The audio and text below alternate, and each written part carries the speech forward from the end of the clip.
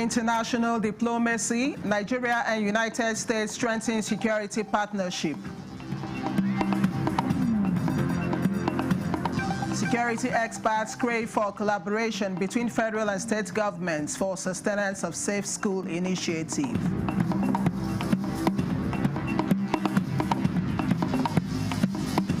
And on quest for economic growth, Katsina State government approves road projects.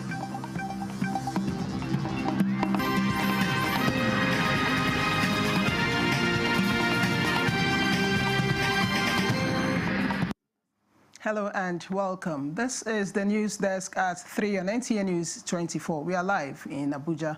I am Chinenye Ngoe. Discussions and engagements held between Nigerian delegation and U.S. officials will help strengthen security partnerships between the two countries and open new avenues for cooperation to protect Nigerian citizens. The delegation, led by the National Security Advisor, Malam Nuhu Ribadu, met with senior officials across the U.S. Congress. In all engagements in Washington, D.C., the Nigerian delegation refuted allegations of genocide in Nigeria, emphasizing that violent attacks affect families and communities across religious and ethnic lines. The delegation rejected wrongful framing of the situation, saying such allegations will only bring division among citizens. Following this, the United States government affirmed its readiness to deepen security cooperation with Nigeria. The United States also expressed its willingness to extend complementary support, including humanitarian assistance to affected populations in the Middle Belt and technical support to strengthen early warning mechanisms. Both countries agreed to implement immediately a non-binding cooperation framework and to establish a joint working group to ensure a unified and coordinated approach to the agreed areas of cooperation. The discussions provided ample opportunity to correct misconceptions about Nigeria. The federal government restates its awareness of heightened sensitivities regarding religious freedom and security and urges citizens to remain assured that firm, urgent, and coordinated steps are being taken to secure the nation. Kwara State Governor Abdulrahman Abdulrazak has received the 38 rescued abductees who were kidnapped in Eruku Ekiti local government area of Kwara State. Aisha Abubakar Yahaya reports. These were kidnapped at the Christ Apostolic Church in Eruku, a border community between Kwara and Kogi states, last Tuesday. For 6 days, the victims remained in the kidnappers' den until their release on Sunday through President Bola Ahmed Tinubu's led efforts. After regaining freedom, the abductees were immediately moved to the government house clinic in Ilorin for urgent medical care. Governor Abdulrahman Abdulrazak, who received the victims, was grateful for the president's quick intervention, pointing out that total victory will be celebrated when other abductees in Kebbi and Niger states are also rescued. We thank President Bola Ahmed Tinubu for his hands-on approach to bringing them back home. All the agencies coordinated properly in having this done. You can see that within a short period they were out. One of the freed abductees, Bamidele Emmanuel, recounts their ordeal in the hands of the bandits. It was unimaginable because when we got there, we really know that it was a dominated area by these people called bandits. Even they have the courage to tell themselves that we are bandits, and they make us know that there's no one that can just slip away without being caught. They are expected to be reunited with their families after thorough medical examinations. Aisha Abubakar Yahaya, NTA News. The Delta State Police Command has demonstrated its operational readiness and tactical efficiency following the decisive arrest of a notorious armed robbery and kidnapping syndicate terrorizing communities in Delta States and its environs. Acting on a distress call regarding a robbery incident along the Asaba-Benin Expressway, the commander, EagleNet's Special Squad, SP Danyaya Inusa, swiftly mobilized surveillance teams of the squad in a coordinated operation with operatives of the Nigerian Hunters and Forest Security Service, led by DSP Abu Joshua, to the reported scene. The criminal gang engaged the operatives in a gunfire battle. The operatives on the 3rd responded with controlled precision, overpowering the assailants and forcing them into retreat. Oyenemaro Martins, 25 years, Tarebi Miracle Owada, 22 years, and Okore James Kalu, 19 years, were arrested respectively.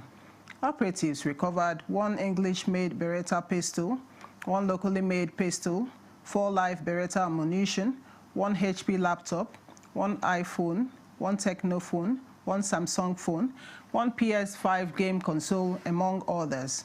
2 suspects remain in custody as the investigation continues. In another intelligence-led operation, operatives of the CP Special Assignment Team, led by Commander ASP Julius Robinson, recorded success in the fight against cult-related violence within Sapele and Ogara. Acting on credible intelligence regarding the activities of a cult group, operatives stormed strategic locations at about 5:30 a.m. on 24th November 2025 and arrested Miracle Umokoro, 52 years, Mudiaga Okwabe, 31 years, Solomon Ohoro, aka Spartan, 30 years. The suspects, who confessed to be members of the Aye confraternity, were also arrested with exhibits like 1 pump action gun, 6 live cartridges, 1 cutlass, 1 Toyota Sienna vehicle allegedly used by the syndicate for surveillance and operational logistics. All suspects are in custody.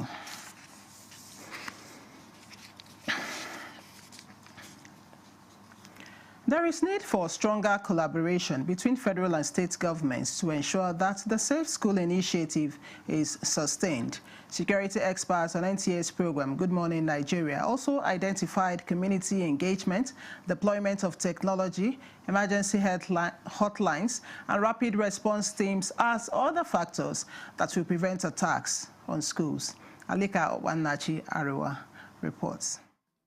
Guest on Good Morning Nigeria says, without sustained efforts, Nigeria's goal of inclusive and quality education for all will remain out of reach. They therefore appealed to the government to declare states of emergency and prioritize Safe School initiative in Nigeria. The school-based security management committees, the way it's envisaged, it's going to have membership from different components, including families, including PTA representatives. So I'm calling on first the Minister of Education, but also the civil defense. The guests also maintained that Safe School initiative is a collective responsibility, hence the need for more sensitization, periodic review, improved coordination and management, in addition to monitoring and evaluation. There is what has been called as ward-level development committees, which is still in existence. There is settlement development committees, which are still in existence. Those are structures that has been set up by UNICEF before. So I think the Safe School initiative should take advantage of those committees, and then they should be utilized as a ladder. If the 3 levels of government can show commitment, our people are ready to follow. We are not a difficult people. Accountability and transparency on the parts of leaders and policymakers was also canvassed. In Abuja, Alika Obanachi, Arua, NT News. The 12th World Innovation Summit for Education, known as WISE, has officially begun, bringing together thousands of experts to tackle one of the most pressing questions: what is the role of humanity in the future of learning? Garaba Natala tells us more. I am here at Qatar National Convention Center, and the atmosphere is very vibrant, full of participants. In fact, registration have exceeded 5,000. All converged from various parts of the world to discuss one key issue: how to bridge education and technology using AI. The central theme driving the conversation here is humanity.ai, human values at the heart of education, a concept that challenges the global education community to leverage artificial intelligence, AI, as a constructive tool in reshaping learning. Chairperson of Qatar Foundation, Her Highness Sheikha Moza bint Nasser, urged leaders to ensure that innovation is guided by empathy, equity, and human dignity, characterized as human values with the algorithm of technology directly. The call was further stressed by the former CEO of Google, who highlighted the positive potential in AI, pointing out that harnessing technology-driven apps will positively address present educational challenges globally. It provides those within the teaching environment, like the teacher, so much more speed in being able to engage the students. This is not really just an event, but it is trying to cultivate partnerships, learning ecosystems. How do we really create connectivities between different stakeholders so that our educational systems are more holistic and more comprehensive? The message is resonating on the floor, which explains some of the key takeaways from participants' trouble. The discussion here has set an agenda to build a framework for it to serve all of humanity. From Qatar, I am Garb Muhammad Natala, NTA News. To develop sustainable agricultural value chains that will enhance food security and drive growth, the federal government is gathering inputs of stakeholders in lowland rainforest zone to inform design and successful implementation of the Renewed Hope Agenda Sustainable Agricultural Value Chains for Growth project tagged Agro. This was at a one-day agro-ecological zonal workshop in Calabar. Justina Etim reports. The Sustainable Agricultural Value Chains for Growth aims to strengthen agricultural production systems, facilitate market access for targeted value chains, as well as transition agriculture from subsistence to commercially viable market-oriented business. We are here to actually consult stakeholders, validate, review what the technical working group of this program has been putting up together as the project component, so that we carry out the actual stakeholders in the design. We have identified a couple of crops spanning from rice to cocoa to palm and then to cassava, of course, for this lowland region. However, it's not sacrosanct that those crops are going to be the only crops that we can leverage on for the region. So we are engaging the people to see if their thoughts will align with ours and to see what changes can be made both in the structure of the financing. Participants comprising farmers, processors, traders, and others highlights the need for sustainable preservation systems for perishables, farmland insurance, access to grants, modular processing facilities for smallholder farmers as possible solutions. Now agriculture has to be big time for sustainability, for income generation, to contribute to the economy of the country and of the state. That's important that farmers have a change in mindset. You bring the small farmers together, you aggregate them, give them the inputs to develop what they have, and then you guarantee purchasing the finished products. The Agro Project is a World Bank-assisted initiative implemented in collaboration with state governments across Nigeria. In Calabar, Justina Etam, NTA News. You're still on to the news desk at 3 on NTA News 24. We'll pause here for some commercials. We'll be right back this day. Furniture's legendary final sale of the year is here. This festive season, enjoy extra savings on luxury and comfortable sofa sets, modern and functional dining sets, sophisticated and smart bed sets, and our royal collections, classy, premium, and truly exclusive. Shop 10 million Naira and receive a complimentary Daisy tea set. Spend 15 million and take home a 65-inch smart TV. Go higher at 20 million and experience unmatched comfort with our exclusive massage chair. Visit our showrooms in Abuja, Lagos, Kano, and Enugu, or shop online. It's big, it's bold, it's unforgettable. It's Baffy Furniture's legendary final sale of the year. And the National Productivity Order of Merit Award goes to... Tomato paste manufacturer to win the National Productivity Order of Merit Award by the Federal Government of Nigeria, endorsed by the Association of Private Medical Practitioners of Nigeria. This is an evidence of 100% natural goodness, great quality, and great taste. So eat healthy to live longer. Use a Risco tomato paste and products. 100% natural tomato. Now one day. Better food now. Buy now and enjoy up to 20% discount. Risco tomato paste. Feel the power of precision, engineered to perfection. Every component is crafted with care, and each design is meticulously tested. From concept to creation, our engineers push the boundaries of technology, seamlessly blending performance and sustainability with a deep commitment to African ingenuity. Introducing the CNG Boss, a remarkable achievement in engineering designed to operate on compressed natural gas, a cleaner and more sustainable fuel alternative.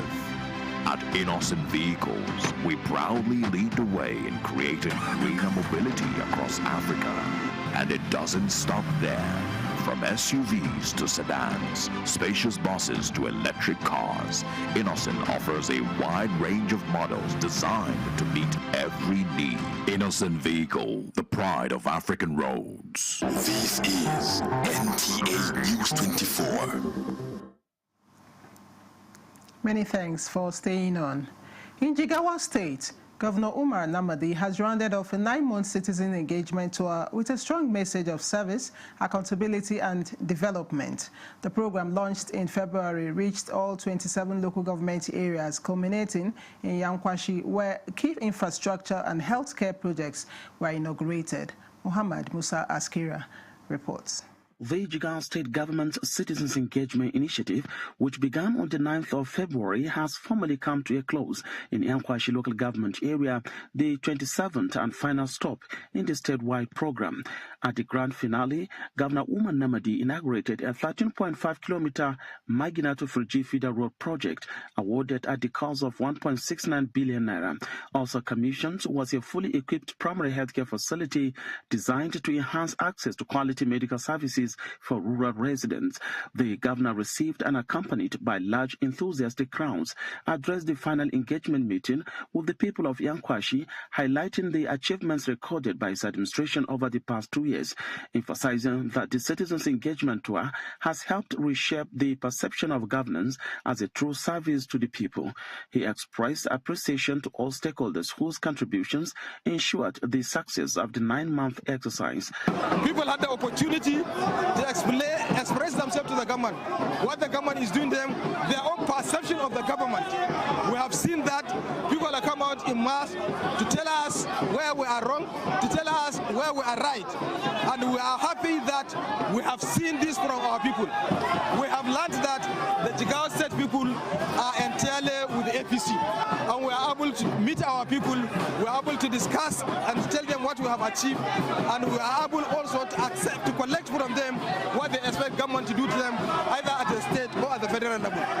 We are able also to tell them the message of Mr. President, the President of the Federal Republic of Nigeria. The event rounded off with a special prayers for the security and peace of Niger, Kebbi, Zamfara and Borno states and the entire country, seeking divine intervention in the nation's security challenges. In duty, Muhammad Musa Askira, NTA News. And the Katsina State government has given the go-ahead for 3 major road schemes that will span the 3 senatorial districts of the state, signaling a fresh push on infrastructure under the Building Your Future agenda of Diko Rada administration. This took place during the contract agreement ceremony between state government officials and the contractors at the Ministry of Works, Housing and Transport. Awal Haliru reports. The projects approved will give a total of 42.4 billion naira. The 3 road projects include 14-kilometer Dora Eastern Bypass, the 27-kilometer Line Sabor Road, and the 4-kilometer Philum Polo Road in Katsina Metropolis. The Dora Eastern Bypass, designed as a dual carriageway with solar-powered streetlights, will be constructed at a cost of 19.5 billion naira. Work has already begun on the Rafin Sabor Road, awarded at 18.7 billion naira. the Freedom Polo Road, a single carriageway, will be built at a contract sum of 4.2 billion naira. The state government has directed contractors and consultants to ensure timely delivery of the project within the 14-month completion period. We will not relent our effort to be going around to see how you are conducting your work. We promise you to do this project within this stipulated time and with high quality and standard job.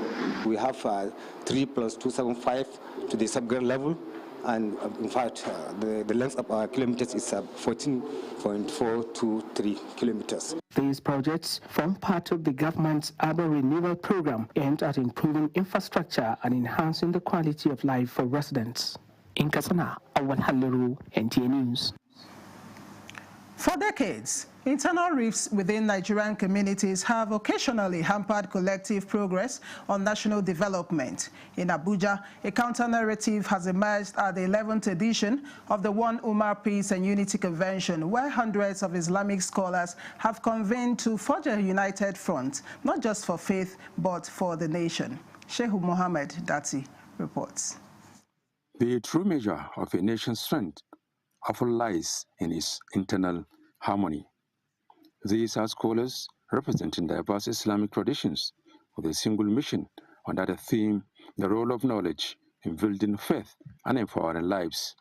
The convention is a watershed moment, not trivializing differences, but prioritizing a common destiny. The message at the convention is a commitment to peace education and a vigorous campaign against all forms of extremism.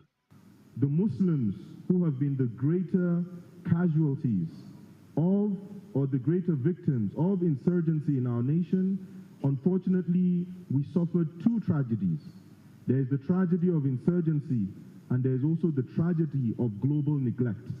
Because as victims, they are not articulate enough to narrate their pain and their suffering. The dialogue was intensive, with a key resolution centered on integrating traditional and Islamic leadership structures with modern governance to enhance grassroots security and prevent radicalization, a response to the enduring challenge of insecurity in the Northwest and Northeast. Where a Muslim holding on to his religion will be like holding a hot call, a burning call.